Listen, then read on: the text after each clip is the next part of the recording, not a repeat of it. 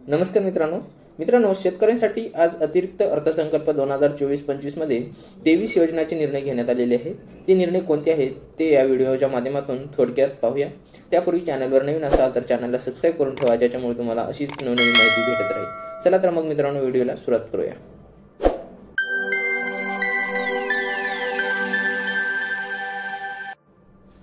मित्रांनो, तुम्ही पाहू शकता शेतकऱ्यांसाठी विविध योजना। नैसर्गिक आपत्तीमुळे झालेल्या शेती पिकांच्या नुकसानीपोटी जुलै 2022 पासून 15,245 कोटी 76 लाख रुपयांची मदत देण्यात आलेली आहे। त्यापुढील निर्णय आहे नोव्हेंबर-डिसेंबर 2023 मधील अवकाळी पावसामुळे बाधित झालेल्या 24,47,000 शेतकऱ्यांना 2,253 कोटी रुपयांची मदत करण्यात आलेली आहे। त्यापुढचा निर्णय नुकसानीच्या क्षेत्राची मर्यादा 2 ऐवजी 3 हेक्टर करून राज्य आपत्ती प्रतिसाद निधीच्या निकषापेक्षा अधिक दराने मदत करण्यात येणार आहे। त्यापुढील योजना आहे खरीप हंगाम 2023 करिता 40 तालुक्यामध्ये दुष्काळ तर 1021 महसूल मंडळामध्ये दुष्काळ सदृश परिस्थिती जाहीर करून विविध सवलती लागू करण्यात येणार आहे। नुकसानीचे पंचनामे जलद व पारदर्शी होण्यासाठी ई पंचनामा प्रणाली संपूर्ण राज्यात लागू करण्यात आलेली आहे। नमो शेतकरी महासन्मान निधी योजनेअंतर्गत एकूण 92,43,000 शेतकरी कुटुंबांना 5,318 कोटी 47 लाख रुपये अनुदान देण्यात आलेलं आहे। त्यापुढील योजना आहे 1 रुपयात पीक विमा योजनेअंतर्गत 59,57,000 शेतकऱ्यांना 3,504 कोटी 66 लाख रुपये रक्कम अदा करण्यात आलेली आहे।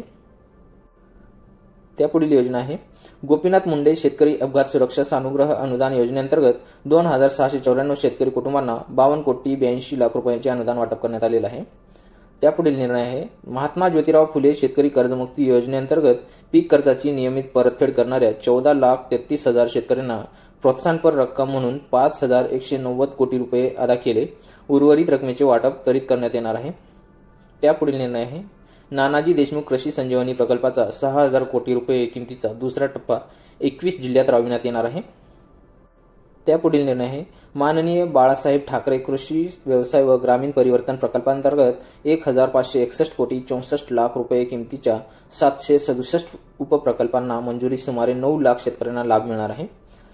त्यानंतरची योजना आहे विदर्भ आणि मराठवाड्यातील 14 विपत्तीग्रस्त जिल्ह्यातील केशरी शिधापत्रिकाधारक 11,85,000 शेतकरी लाभार्थींना मे 2024 अखेर 113 कोटी 36 लाख रुपये थेट रोख रक्कम अदा करण्यात आलेली होती। त्याच्यानंतरचा निर्णय आहे राष्ट्रीय कृषी विकास योजना आणि राज्य पुरस्कृत कृषी यांत्रिकीकरण योजनेतून गेल्या 3 वर्षात 2,14,000 शेती उपकरणाच्या खरेदीसाठी 1,239 कोटी रुपये अनुदान देण्यात आलेलं आहे। त्याच्यानंतरची योजना आहे गाव तेथे गोदाम या नवीन योजनेत पहिल्या टप्प्यात 100 नवीन गोदामाचे बांधकाम तसेच अस्तित्वातील गोदामाची दुरुस्ती करण्यात येणार आहे। त्यानंतरची योजना आहे कापूस सोयाबीन तसेच अन्य तेलबियांच्या उत्पादकतेत वाढ आणि मूल्य साखळी विकासासाठी विशेष कृती योजना सन 2024-25 मध्ये 341 कोटी रुपये निधी मंजूर करण्यात आलेला आहे। पुढील योजना आहे आधारभूत किमतीनुसार खरीप व रब्बी हंगामातील कडधान्य व तेलबियांच्या नाफेड मार्फत खरेदीसाठी 100 कोटी रुपयांचा फिरता निधी मंजूर करण्यात आलेला आहे। त्यापुढील योजना आहे खरीप पणन हंगाम 2023-24 मध्ये कापूस व सोयाबीन उत्पादक शेतकऱ्यांना 2 हेक्टरच्या मर्यादेत प्रति हेक्टरी 5,000 रुपयाचे अर्थसहाय्य करण्यात आलेलं आहे। त्याच्यानंतरची योजना आहे कांदा उत्पादक शेतकऱ्यांना सन 2023-24 मध्ये 350 रुपये प्रति क्विंटल प्रमाणे 851 कोटी 66 लाख रुपये अनुदान देण्यात आलेलं आहे। त्यानंतरची योजना आहे कांदा आणि कापसाची हमी भावाने खरेदी करण्यासाठी प्रत्येकी 200 कोटी रुपयाचा फिरता निधी मंजूर करण्यात आलेला आहे। त्याच्यानंतर खरीप पणन हंगाम 2023-24 मध्ये 6 लाख धान उत्पादक शेतकऱ्यांना प्रति हेक्टरी 20,000 रुपयाप्रमाणे 1,350 कोटी रुपये प्रोत्साहन रक्कम प्रदान करण्यात येणार आहे। त्याच्यानंतर नोंदणीकृत 2,93,000 दूध उत्पादकांना प्रति लिटर 5 रुपयाप्रमाणे 223 कोटी 83 लाख रुपये अनुदान वितरित राहिलेले आहे। अनुदान ही त्वरित वितरित करणार आहे। त्याच्यानंतर दूध उत्पादक शेतकऱ्यांना आधार देण्याकरिता प्रति लिटर 5 रुपयाप्रमाणे अनुदान देण्याची योजना जुलै 2024 पासून पुढे चालू ठेवण्यात येणार आहे। त्याच्यानंतर पशुसंवर्धन दुग्ध व्यवसाय पशुचारा आणि पशुखाद्य उत्पादन या क्षेत्रात नवउद्योजक निर्माण करण्याकरिता नवीन दुग्ध व्यवसाय उद्योजकता प्रकल्प उभारण्यात येणार आहे। त्याच्यानंतर शेळी मेंढीपालन आणि कुक्कुटपालनाला प्रोत्साहन देण्यासाठी 2 नवीन प्रकल्प उभारण्यात येणार आहे। त्याच्यानंतर मत्स्य बाजार स्थापना तसेच मासळी विक्री सुविधांसाठी 50 कोटी रुपयेचा निधी मंजूर करण्यात आलेला आहे। त्याच्यानंतर अटल बांबू समृद्धी योजनेतून 10,000 हेक्टरी खाजगी क्षेत्रावर बांबूची लागवड प्रति रोपासाठी 175 रुपये अनुदान देण्यात येणार आहे. त्याच्यानंतर राज्यातील पडीक जमिनीवर मोठ्या प्रमाणात बांबूची लागवड नंदुरबार जिल्ह्यात 1,20,000 एकर क्षेत्रावर बांबूची लागवड करण्यात येणार आहे. त्याच्यानंतरची योजना आहे महाराष्ट्र सिंचन सुधारणा कार्यक्रम. 155 प्रकल्पाच्या कालवे वितरण प्रणालीची सुधारणा येत्या 3 वर्षात, त्यामुळे सुमारे 4,28,000 हेक्टर वाढीव क्षेत्राला प्रत्यक्ष सिंचनाचा लाभ मिळणार आहे.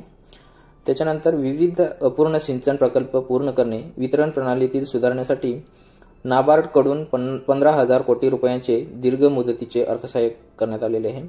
त्याच्यानंतर म्हैसाळ जिल्हा सांगली येथे पथदर्शी सौर ऊर्जा प्रकल्प, अंदाजित किंमत 1,594 कोटी रुपये. सांगली आणि सोलापूर जिल्ह्यातील सुमारे 75,000 शेतकरी कुटुंबांना लाभ मिळणार आहे. त्याच्यानंतर स्वच्छ व हरित ऊर्जेचे ध्येय साध्य करण्यासाठी जनाई, सिरसाई, पुरंदर यासह सर्व शासकीय उपसा जलसिंचन योजनांचे सौर ऊर्जीकरण 4,200 कोटी रुपये खर्च करण्यात आलेला आहे. त्याच्यानंतर वैनगंगा, नळगंगा नदीजोड प्रकल्प नागपूर, वर्धा, अमरावती, यवतमाळ, अकोला व बुलढाणा जिल्ह्यातील 3,71,277 हेक्टर क्षेत्रास सिंचनाचा लाभ मिळणार आहे. त्याच्यानंतर कोल्हापूर आणि सांगली जिल्ह्यातील पुरामुळे होणारी जीवित व वित्तहानी टाळावी आणि अतिरिक्त पाणी दुष्काळग्रस्त भागात वळविण्यासाठी जागतिक बँकेच्या सहाय्याने 3,200 कोटी रुपये किमतीचा महाराष्ट्र प्रतिसादक्षम विकास कार्यक्रम करण्यात येणार आहे. त्याच्यानंतरची योजना आहे वन्य प्राण्याच्या हल्ल्यात जीवितहानी नुकसान भरपाईच्या रकमेत 20 लाख रुपयावरून 25 लाख रुपये, कायमचे अपंगत्व आल्यास 5 लाख रुपयावरून 7,50,000 रुपये, गंभीर जखमी झाल्यास 1,25,000 वरून 5 लाख रुपये, किरकोळ जखमी झाल्यास 20,000 रुपयावरून 50,000 रुपये अशी वाढ करण्यात आलेली आहे. शेती पिकाच्या नुकसान भरपाईकरता देय रकमेच्या कमाल मर्यादेतही 25,000 रुपयावरून 50,000 रुपये वाढ करण्यात आलेली आहे. त्याच्यानंतरची योजना आहे सिंचन प्रकल्प पूर्ण करण्यासाठी विशेष मोहीम. 108 प्रकल्पांना सुधारित प्रशासकीय मान्यता. 2 वर्षात 61 प्रकल्प पूर्ण होणे अपेक्षित आहे. सुमारे 3,65,000 हेक्टर सिंचन क्षमता.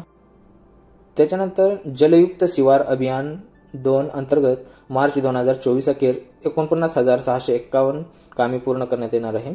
650 कोटी रुपयाच्या निधीची तरतूद करण्यात आलेली आहे. त्याच्यानंतर गाळमुक्त धरण गाळयुक्त शिवार योजनेअंतर्गत एकूण 338 जलाशयातून 83,39,818 घनमीटर गाळ काढण्यात आलेला आहे. त्याचा लाभ हा 6,000 शेतकऱ्यांना मिळालेला आहे. त्याच्यानंतर मागेल त्याला सौर ऊर्जा पंप. शेतकऱ्यांना दिवसा अखंडित वीज पुरवठा करण्यासाठी सौर ऊर्जीकरण करण्याचा 15,000 कोटी रुपयांचा प्रकल्प एकूण 8,50,000 शेतकऱ्यांना सौर ऊर्जा पंप उपलब्ध करून देण्यात येणार आहे.